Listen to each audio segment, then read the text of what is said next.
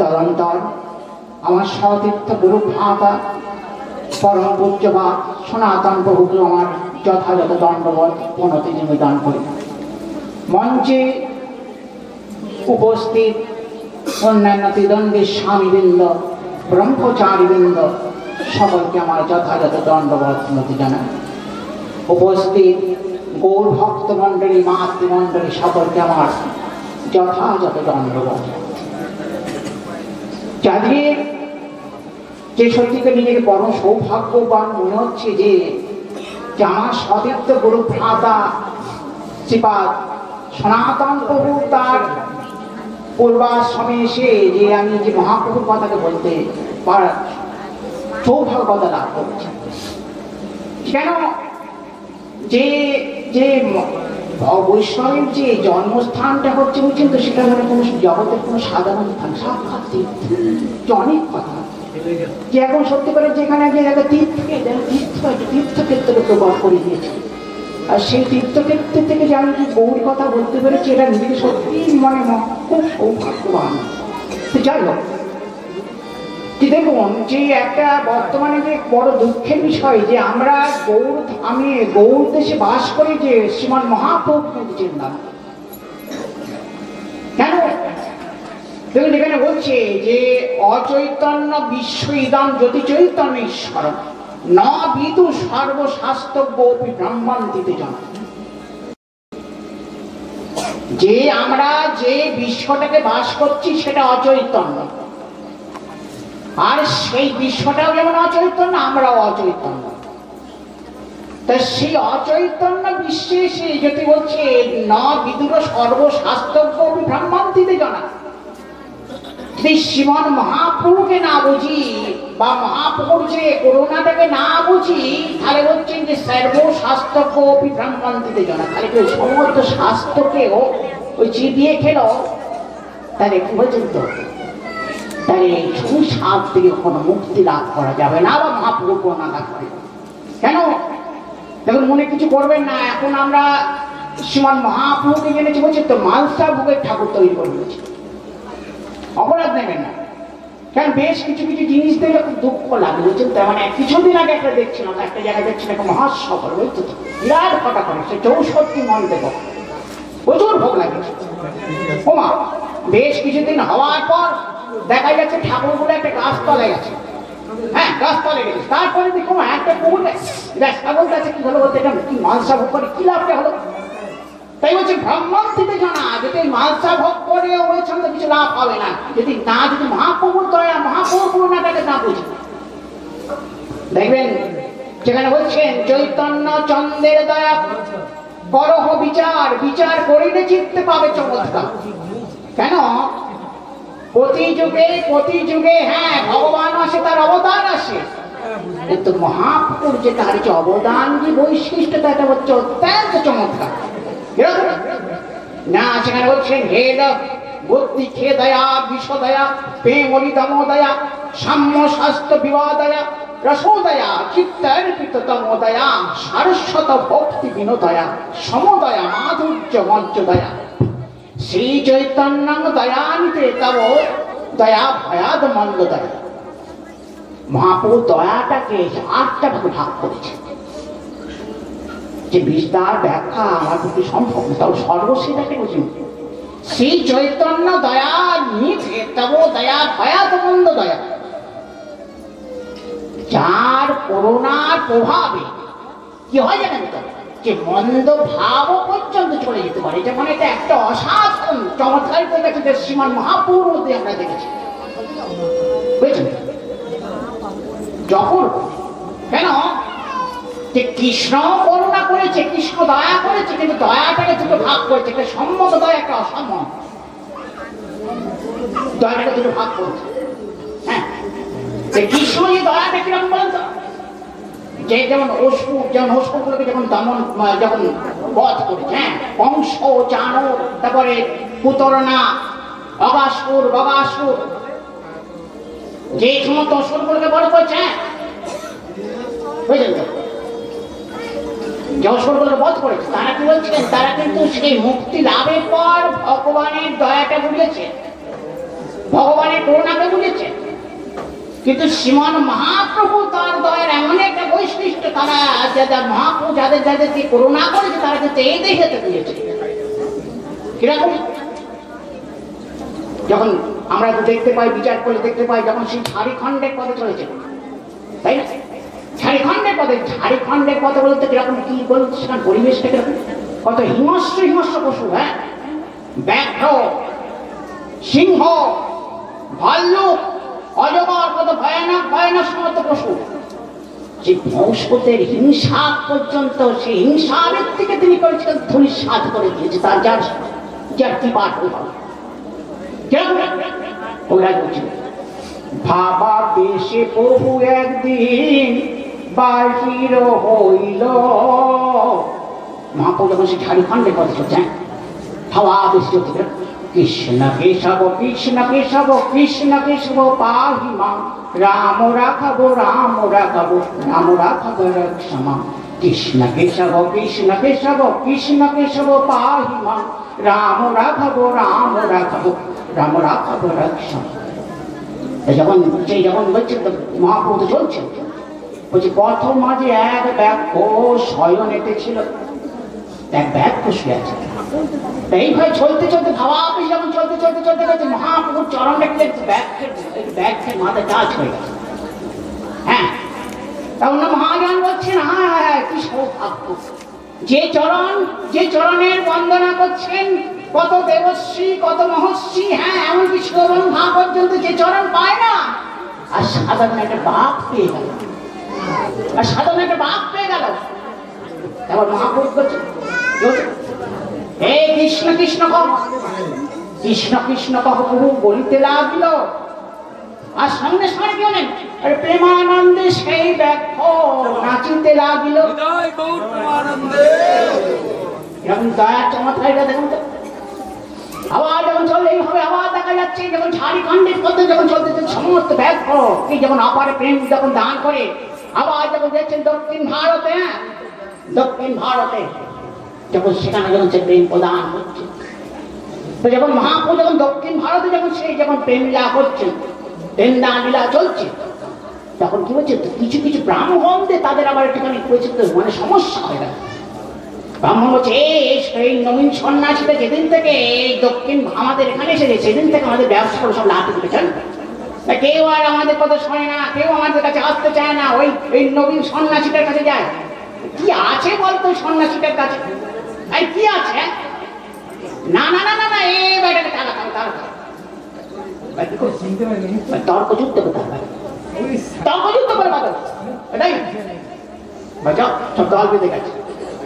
মহাপ্রভু তো ভাবাবেশ হতেন, কৃষ্ণ কেশব কৃষ্ণ কেশব কৃষ্ণ কেশব পাহি মাং, রাম রাঘব রাম রাঘব রাম রাঘব রক্ষমা, কৃষ্ণ কৃষ্ণ কৃষ্ণ কৃষ্ণ কৃষ্ণ কৃষ্ণ কৃষ্ণ হে কৃষ্ণ কৃষ্ণ কৃষ্ণ কৃষ্ণ কৃষ্ণ কৃষ্ণ কৃষ্ণ হে কৃষ্ণ কৃষ্ণ কৃষ্ণ কৃষ্ণ কৃষ্ণ কৃষ্ণ কৃষ্ণ হে কৃষ্ণ কৃষ্ণ কৃষ্ণ কৃষ্ণ কৃষ্ণ কৃষ্ণ কৃষ্ণ।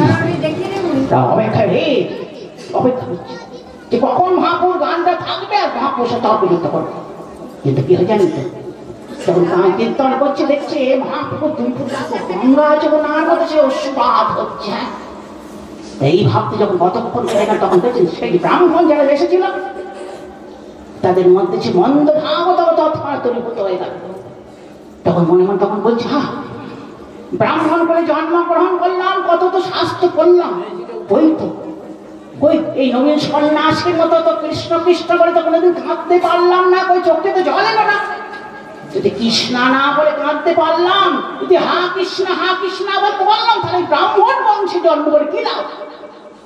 তখন কি বলেন, বলে আর বাগদণ্ড নয়, আর বাগদণ্ড নয়। তখন কি বলেন, ওই মহাপুর কণ্ঠের সামনে কণ্ঠ, তখন তারা হরে কৃষ্ণ কৃষ্ণ কৃষ্ণ হরে হরে, হরে রাম রাম রাম হরে, এ হরে কৃষ্ণ কৃষ্ণ কৃষ্ণ হরে হরে, হরে রাম রাম রাম কৃষ্ণ হরে কৃষ্ণ কৃষ্ণ কৃষ্ণ হরে হরে হরে রাম রাম রাম হরে হরে। এইভাবে হ্যাঁ এইভাবে যখন গোটা মানে যখন দক্ষিণ ভারত একের পর এক সমস্ত পণ্ডিত ব্যক্তিরা বিদ্বান ব্যক্তিরা সমস্ত ব্যক্তি মহাপুরুষ চরণে করছে, তখন কোথা থেকে বুদ্ধাচার্য বলে এই সন্ন্যাসী করতে গেল এই একের পর এক গোটা দক্ষিণ ভারত থেকে যিনি লড়ে গেছে। না না না একে তাড়াতে হবে, একে তাড়াতে হবে। তখন বুদ্ধাচার্য বলছেন তার সঙ্গপাঙ্গকে নিয়ে গেছে, সঙ্গপাঙ্গকে নিয়ে গেছেন মহাপ্রভুর কাছে বলছে সব যত মানে কোটির কোটির প্রশ্ন করে দিচ্ছে। মহাপ্রভু একের পর একটা করে সমস্ত সেই তাদের সমস্তকে সে মতবাদ সমস্তকে খণ্ডন দিচ্ছে। শেষ পর্যন্ত আরো যত কঠিন প্রশ্ন যখন সব যখন মহাপ্রভু যখন সমস্তকে খণ্ডন করে সেই যখন সত্য বৈষ্ণব সিদ্ধান্তকে দাঁড় করালো, তখন দেখছে আর পেরে উঠে যাচ্ছে না, তখন মাথা নিচু করে দিল। তখন বুদ্ধাচার্য বলছে না এই ঘর তো মেনে নেওয়া যায় না, কি করা যায়? বলে অন্য উপায় ছাড়া, অন্য উপায় তাদেরকে তাড়াতে।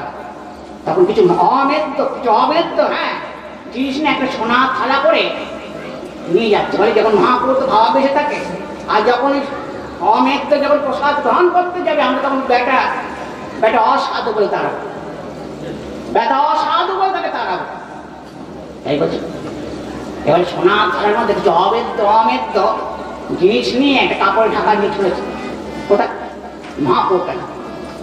আর ভগবান মহাপুর অন্ত জবাই ঠিক আছে দেখ কি হয় দেখ, সঙ্গে সঙ্গে হঠাৎ দেখছে মা বনবন করে একটা বড় বাজ পাখি এনে, আর বাজ পাখি এনে ওই সোনার থালাটা নিয়ে একদম আকাশ কেটে গেল। আর সে আমার তাদের মধ্যে সন্তান আর সর্বশেষে কি করলো থালাটাই ফেলে দিল।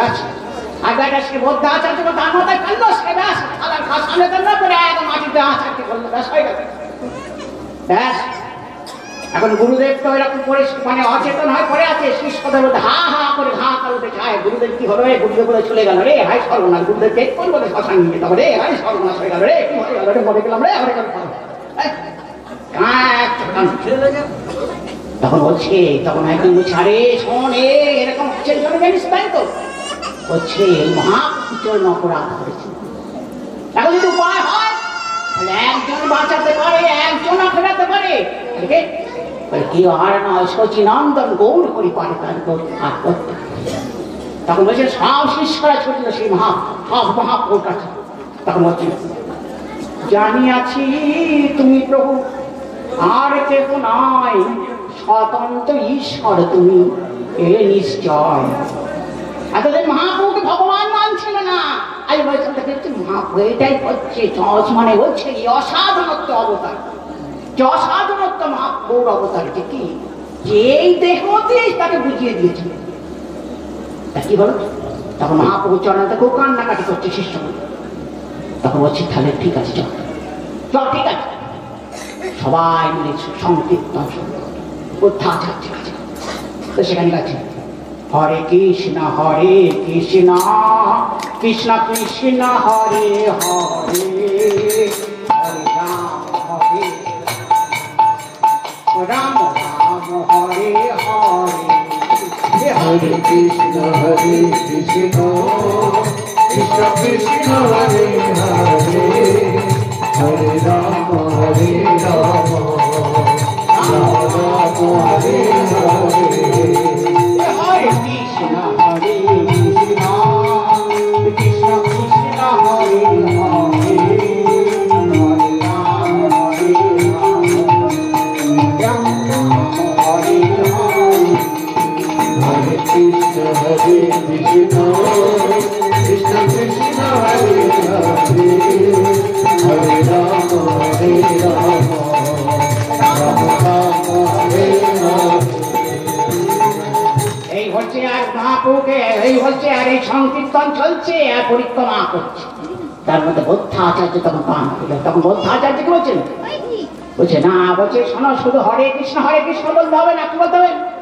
জয় সচিনন্দন জয় গৌর হরি, জয় সচিনন্দন জয় গৌর হরি, জয় সচিনন্দন জয় গৌর হরি, জয় সচিনন্দন জয় সচিনন্দন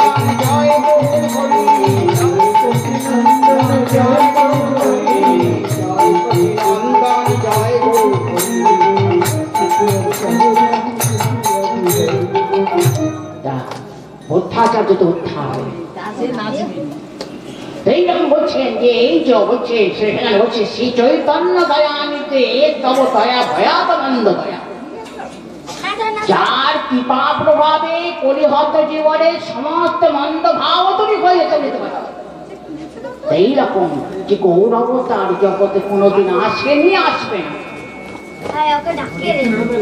হ্যাঁ, এই ভব সংসারে এমন দয়াল না দেখি এখন। এইরকম যে মহাপ্রভুকে যে মহাপুরুষ যে অবদান যে বৈশিষ্ট্য আমার শ্রীগুরু পাদ কথা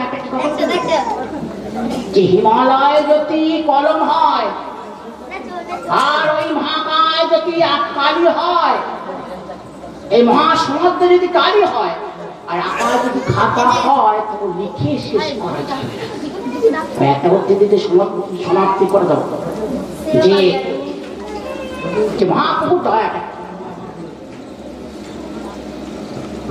যে মহাপ্রভু কি দিতেছে যে অনার্পিত জরিন চিরাত করোনা অবতীর্ণ কল সমর্পয় আমি উন্নত উচ্ছল রস, যে শিব ব্রহ্মা যে বাঞ্ছিত প্রেম যে প্রেমকে পায় না, ওই হত জীবকে সে অকাতরে সে প্রেমকে দান করেছেন শ্রীমান মহাপ্রভু, যে শিব ব্রহ্মার বাঞ্ছিত। দেখুন প্রেমটা তো দান করতে গেলে তো সে দান করতে গেলে তো দান করলে হবে না, একটা দামি জিনিস দান করতে গেলে একটা আধারটা তো চাই। এখন নাইটের সমস্ত যে আমরা মায়েরা যে সমস্ত গয়নাগুলো কেনেন, গয়নাগুলো কিনলে গয়নাগুলো কিনে কোথায় রাখেন বলুন তো? ওই শাল ওই কোথায় রাখে? আনাজে কানাজে ফেলে রাখে? নিশ্চয়ই না, নিশ্চয়ই না। তাহলে সে মূল্যবান লোক, সে মূল্যবান গহনাগুলোকে রাখতে গেলে, সে দামি রত্ন আদিকে রাখতে গেলে তো ভালো সিন্ধুক দেয়।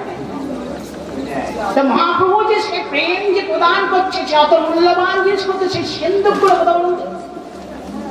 এটা বলতে দিতে সিন্ধুক গুলো বুঝতে পারেন। এই গ্রামের এক গ্রামের বন্ধু আর শহরের বন্ধু হচ্ছে, এক গ্রামের বন্ধু তখন শহরের বন্ধু বাড়িতে গিয়ে ঘরে দেখছে যে একটা সুন্দর এক দামি আলমারি, বলছেন তো দামি আলমারিটা দেখে বলছে আলমারিটা কোথা থেকে কিনেছিস? বলে এই বড় বাজার থেকে। তাই না? কত দাম নিয়েছে? বলে ৭২-২৫,০০০ টাকা। তাই নাকি? ভালো তো। এইবার কি করেছে সেই গ্রামের বন্ধু, হ্যাঁ সে বড় বাজার থেকে ২৫,০০০ টাকা দিয়ে তো কিনেছে, তার থেকে ৫০,০০০ টাকা দিয়ে একটা আলমারি কিনেছে, কিনে নিয়ে বাড়িতে এদিকে বলছেন দেবনে মানে এদিকে যে ঘরে ঘরে শুয়ে থাকলে আকাশের চাকাতে বোনা যায়, বলছেন তারা বোনা যায়, সেরকম পারি। বলছেন তো এই ৫০,০০০ টাকা আলমারি। তবে ভালো আছে, ভালো আছে। তবে সে গ্রামের বন্ধু আবার এসেছে, এই শহরের বন্ধু এসেছে গ্রামের বন্ধু বাড়িতে। ঘরে ঢুকে দেখছি ওরে সব না, সে ৫০,০০০ আমার করেছে কি? আরে তো ৫০,০০০ টাকা নাও নেওয়ারি। তা বলছে আরে কোথায় কিন? বড় ভাই। বলে কত আছে? বলছে ৫০,০০০। তাই নাকি? ৫০,০০০ টাকা দিয়ে নিয়েছে। ভালো তো, অনেক ভালো তো, ভালো কথা। আলমারিটা খোলতো দেখি, আলমারিটা কি রেখেছিস? আর কি রেখেছিস? বলে হ্যাঁ খুলছি। যেই না খুলেছে, খুলে কি বার করে জানি? খুললে যেই না খুলে সমস্যা না কি করে জানি তো? ওই ৫০,০০০ টাকা আলমারির মধ্যে করেছে, কি রেখে জানি তো? ছেঁড়া কাটা, ছেঁড়া ছায়া, ছেঁড়া আলমারি সব ঢুকিয়ে দিয়েছে, সব ঢুকিয়ে দিয়েছে এই কারণে। আরে কি রে অত ছাড়া ছেলে কি করেছিস? আরে অত ছাড়া কি করেছিস? কি রেখেছিস? তাই গয়না গাটি সিন্ধুগুলো কোথায় রেখেছিস? বলে খাটের তলে। বলে হঠাৎ ছাড় খাটের তলে রাখা, এই খাটের তলে রাখা জিনিস সঙ্গে সঙ্গে সব ছেঁড়া কাঁথা, ছেঁড়া শাড়ি, ছেঁড়া ব্লাউজ যা আছে সব বের করে দিয়েছে। হ্যাঁ ওরে তখন বয়সে গয়না সোনাগুলো সব রেখে। তখন শোন, এই শোন, শোন শোন, শুধুমাত্র পয়সা থাকলে হবে না, পয়সা থাকলে পয়সা দামি জিনিস কিনলে হবে না, মর্যাদা বুঝতে হবে, যোগ্যতাটা বুঝতে হবে। তাই না? ৫০,০০০ টাকা জামিয়া চাল আলমারি কিনে যদি ছেঁড়া জাতা, ছেঁড়া জুতো রাখলাম, আর বলতো দামি সে আলমারির কোন মর্যাদা রইল? তাই না? তার মধ্যে কি রাখতে হবে? দামি দামি মূল্যবান রাখতে হবে না, দামের দাম আছে। তা আমাদের মধ্যে পরিহত জিনিসকে তুলতে হবে। কেন বলতো যে আমাদের ভগবান এত সুন্দর একটা করে আলমারি দিচ্ছে না, বলতে এই আলমারি না, এই শরীরটা আলমারির মতো না, সে আলমারির মধ্যে কি ঢুকেছে বলুন তো? ওই বই বাগার থেকে যত মরাগুলো কিনে নিয়ে এত বড় বড়, হ্যাঁ বললাম না কি মনে করেন, মরাগুলো কিনে নিয়ে এসে তাকে রসি বসে সেই আলমারিটা করছি না বলুন তো? কেন এই শরীরটা কি বলুন তো? দুর্লভ মানব সুদে দেহং দেহিনাঙ্খন ভঙ্গনাং তথাপি দুর্লভং মন্যে বৈকুণ্ঠেনং করি। এত সুন্দর দুর্লভ শরীর পেয়ে যদি অনেক তো ভাগাড়ের মরাগুলোই আলমারির মধ্যে ঢুকে রাখা বলতো আলমারিতে কোনো দাম আছে কি মা? মনে হয় আলমারিটা কোনো দাম নেই। কেন এই দামিটা সেই দামি আলমারিটা কিনলে সে দামি বস্তু লাগলে যেমন আলমারির মূল্যবান আছে, এই মানুষের শরীরটা কিন্তু বলছে তো বলতে প্রেম, সেই প্রেম রত্ন মহাপুরুষকে প্রেম রত্ন কিন্তু আমরা রাখতে পারি, তাই শরীরটার মূল্যবান আছে। হ্যাঁ, এটা মহাপ্রভু, সে মহাপ্রভু সেই বলছে শিবব্রহ্মার যে বাঞ্ছিত যে প্রেম, হ্যাঁ সেই মূল্যবান প্রেমটা করলেন। তো এই কলি হত যে কে এসে দিলেন, কিভাবে দিলেন? চেত দর্পণ মার্জনং ভব মহাদেবং নির্বাপরং সেয়ং কৈবরং চন্ডিকে বরেন নাম বুদ্ধা বুদ্ধ আনন্দং বুদ্ধিবদ্ধন প্রতিবদ্ধ পুনা পরম বিয়তে শ্রীকৃষ্ণ নাম সংকীর্তন। তাই মহাপ্রভু বললেন, হ্যাঁ শোন, অন্যান্য যদি অন্যান্য কোথাও যে দিতে পারেন, হ্যাঁ দিতে পারেন, আমি দেবো। কি বল? ওই শুধু একবার দুহাত তুলে বদন করে বল হরে কৃষ্ণ কৃষ্ণ কৃষ্ণ হরে হরে, হরে রাম রাম রাম হরে হরে। আমি সেই শিবরক্ষায় যে বঞ্চিত সেই গোলক বিদ্যমান দেখেছি, তোরা বলতে পারিস আমি অকাত বঞ্ছা কল্পতর বর্ষ কৃপা শুনতে হে বচ পতিতানাং পাবনে অবশ্যই।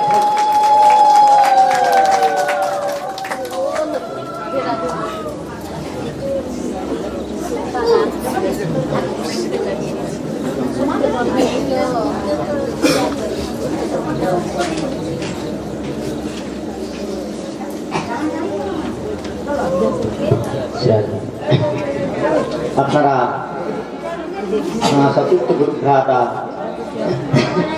পূজ্যপাদ পুরুষোত্তম প্রভুর নিকট হইতে শ্রবণ করলেন। দেখুন, রাত্রি অনেক হচ্ছে, ঠান্ডাও পড়ছে, আমাদের বিশিষ্ট বক্তৃত্ব এখনো বাকি রয়েছে, তাই আমি আর সময় নেব না। আপনাদের একটা কীর্তন করবেন, তারপরেই আমাদের প্রধান অতিথি আমার সতীর্থ পরম বান্ধব সাগর মহারাজ, কুশল বক্তা, খুব সুন্দর কুশিন ক্যাপাসিটি, এত সুন্দর মানে ভাবে প্রেরণ করে। আমি পাঠ করলে তো লোকে গাল দেয়, বলে এটা কি বলে বোঝা যায় না।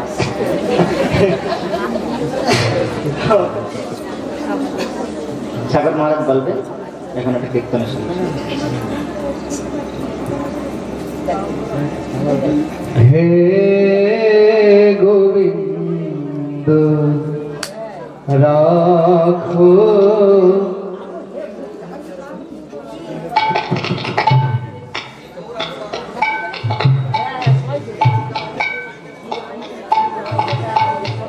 হে গৌরাঙ্গ রাখো